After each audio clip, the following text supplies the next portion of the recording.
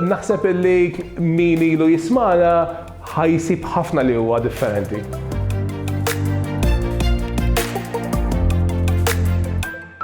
Justin Gallia, Neil Ramos, Ryan Refalo, Paul Torpiano u Charles Cassar, magħrufin kollettivament bħala Dune, dan huwa grupp tax-xena tar-rock alternattiv li ġie ffurmat fl-2017.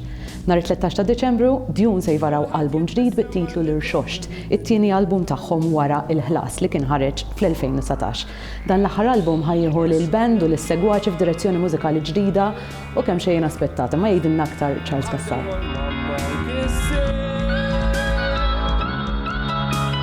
Ismu miegħu bda jirrappreżenta l-pass li jmiss fil-evoluzzjoni isu aħna nafu bħala rebirth tal-grupp tagħna, Dune. Għaddejna minn dik il-fażi ta' l-introspezzjoni u x-shoegazing u iżjed ottimista li ħares kemm lejl quddiem kif ukoll lejl il-passat.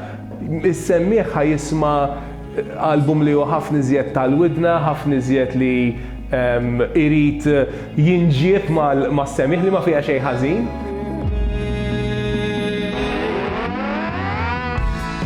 Id-Dune dejjem kien dwar iż-żwieġ tal-melodija tal-widna, jiġifieri aħna nikkonsidraw lil nafusna grupp pop u aħna gburin li aħna grupp pop, għax jiena nemmen li l-mużika qiegħda hemmhekk biex tasal għand is-semmieħ u biex issa taħtaf l-attenzjoni tas-semmieħ.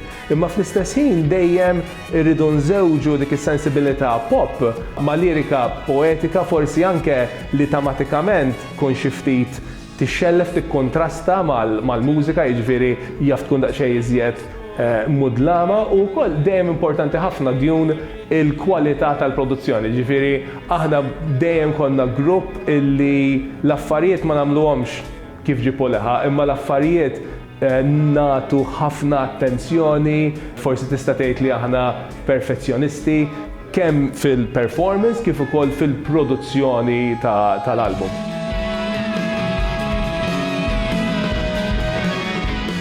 Id-diżin artistiku li għamlu l-artist bravu Ed Dingley ħoloq diżin illi jislet isu mill-lirika tal-album, jiġbed mis-simboloġija u mill-idejat li huma rappreżentati fl-album u illi għandi pjaċir ngħid li qassamna fost l-udjenza tagħna, jiġifieri fuq is-socials tagħna u nies kienu eċċitati u ġobhom ħafna, nittama biss li l-mużika li ħloqna tkun denja tal-artwork tad-diżin artistiku li ħoloq Ed.